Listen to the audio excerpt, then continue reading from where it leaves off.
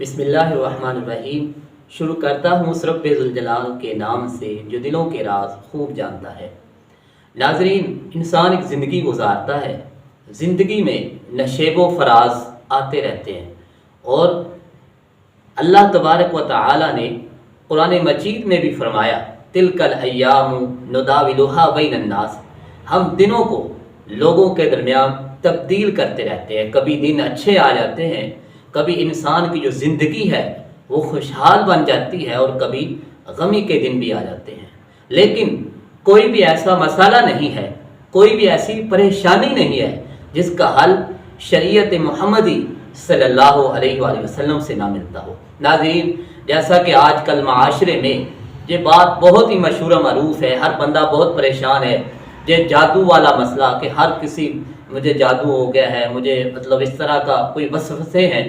تو لیکن اگر اس بات کو حضور اکرم صلی اللہ علیہ وسلم کی زندگی سے دیکھا جائے تو اس بات کا حل بھی ملتا ہے۔ ناظرین، آپ کے علم میں ہوگا کہ لبید بن عاصم یہودی تھا، اس نے حضور اکرم صلی اللہ علیہ وسلم پر جادو کیا، جس کے اثرات آپ کے جسم پر اور آپ کے بالوں پر نظر آئے۔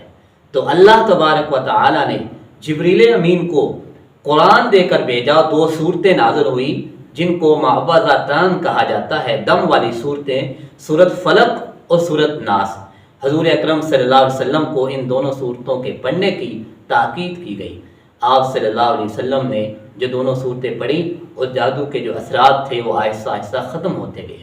تو نبی کریم صلی اللہ علیہ وسلم نے پھر اپنی ایک زندگی کا معمول بنا لیا۔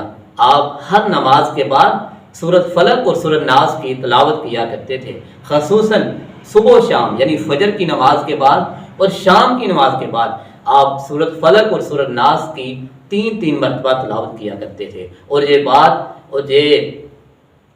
بات اپنے صحابہ کرام کو بھی آپ صلی اللہ علیہ وسلم نے تاکید اور اپنے صحابہ کرام کو بھی ان دونوں صورتوں کے پڑھنے کی تاکید فرمائی، اور سب مسلمانوں کو یہ دونوں صورتوں کے پڑھنے کی تاکید کی گئی۔ ناظرین، آج ہمیں بھی اس طرح کا کوئی مسئلہ ہے، کوئی پریشانی ہے، تو ہمیں بھی اپنی زندگی کا یہ معمول بنا لینا چاہیے، جو نبی کریم صلی اللہ علیہ وسلم کے طریقے کو اپنا لینا چاہیے۔